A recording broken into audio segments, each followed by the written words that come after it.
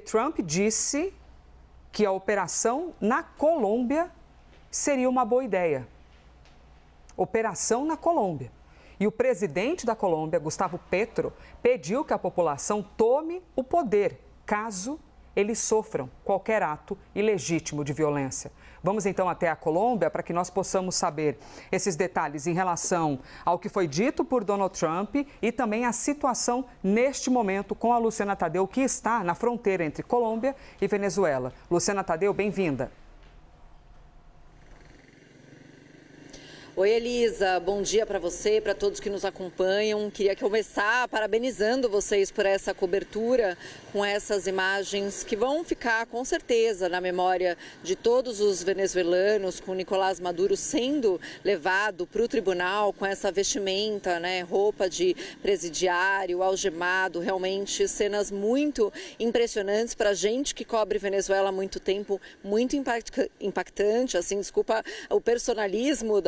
do comentário, mas eu fiquei toda arrepiada vendo essas imagens e ouvindo a sua descrição, porque realmente é algo sem precedentes para a Venezuela, é algo que pode ser exemplificador para outros integrantes do regime venezuelano, porque é importante lembrar que apesar de tudo isso acontecendo, o chavismo continua governando a Venezuela, com Delcy Rodrigues como presidente encarregada e diversos integrantes acusados também pelos Estados Unidos de integrar esse suposto cartel de Los Soles, sobre o qual nem existe um consenso da existência, e a Priscila Yazbek, que estudou muito isso, pode falar bastante sobre esse assunto também, Elisa. Diversos integrantes que hoje continuam comandando a Venezuela são acusados pelos Estados Unidos de estarem envolvidos com o tráfico de drogas. Então, é algo que gera uma expectativa por aqui sobre como quem está comandando a Venezuela agora vai responder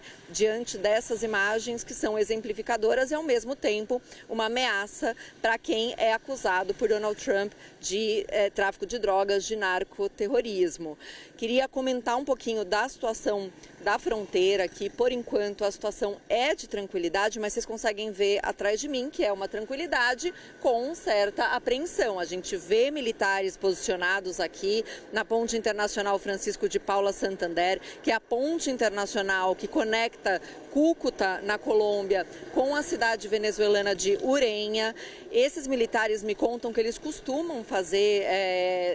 operações de controle, mas não costumam ficar de maneira fixa, permanente, aqui na entrada da ponte. Vocês conseguem ver no fundo dessa ponte, já é a entrada da cidade venezuelana de Ureña. Vocês conseguem ver a bandeira da Venezuela flamando ao fim da ponte e existe então essa presença militar que não costuma ser permanente. A gente vê isso nas pontes fronteiriças, nas passagens fronteiriças desde ontem. Inclusive ontem mostramos outra ponte internacional, a Simón Bolívar, onde havia inclusive carros blindados do Exército Nacional Colombiano. E essa presença militar acontece, claro, pelo medo de algum tipo de colapso na Venezuela devido a toda essa situação de instabilidade, mas também, Elisa, com certeza vai ser mantida diante dessas ameaças de Donald Trump. Como você mencionou, Donald Trump foi questionado por jornalistas sobre uma eventual operação na Colômbia e ele falou que seria uma boa ideia. E diante disso, Gustavo Petro respondeu, fez uma publicação bastante contundente em relação a essas declarações, diz que ia esperar para ver direitinho a tradução do que Donald Trump disse, para ver se corresponde com o que ele está lendo na imprensa colombiana sobre essas declarações, mas já disse que no caso dele ser preso, no caso de haver algum tipo de operação contra a Colômbia, isso vai acordar o jaguar. E aí ele se refere, né, claro, a uma fúria da população colombiana, e ele disse que o jeito de defendê-lo no caso de que ele seja preso, ele, Gustavo Petro, seja preso pelos Estados Unidos, que a maneira de defendê-lo é que a população tome o poder em todos os municípios do país. E nessa publicação, ele diz que a ordem que existe para a força pública, para as forças de controle de segurança da Colômbia, é que disparem contra o invasor e não contra a população. Então, instando aí a população, pedindo que a população saia às ruas, no caso de que ele seja preso, e de que ocupe, de que tome o poder do país. Então, declarações bastante fortes que aumentam a tensão e que me fazem pensar também, claro, o Petro está defendendo a sua soberania. Essa situação com Nicolás Maduro é uma situação que certamente está colocando diversos governos da região em estado de alerta, porque uma acusação de envolvimento com tráfico de drogas pode surgir a qualquer momento para justificar algum tipo de ataque, porém também me faz lembrar de todas as vezes que Nicolás Maduro provocou Donald Trump, falando: venham me capturar,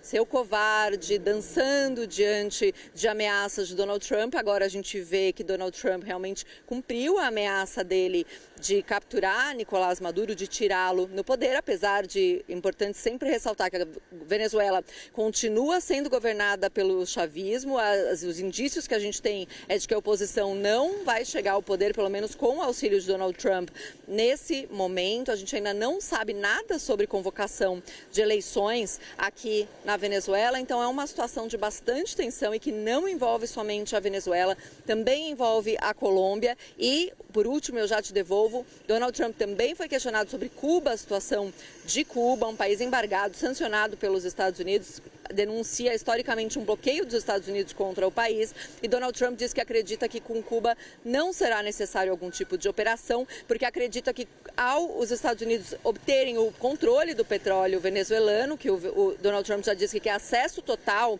ao petróleo venezuelano, isso vai deixar de financiar Cuba, Cuba vai deixar de ter petróleo e com isso Cuba colapsaria sozinha, sem a necessidade de algum tipo de intervenção dos Estados Unidos, Elisa.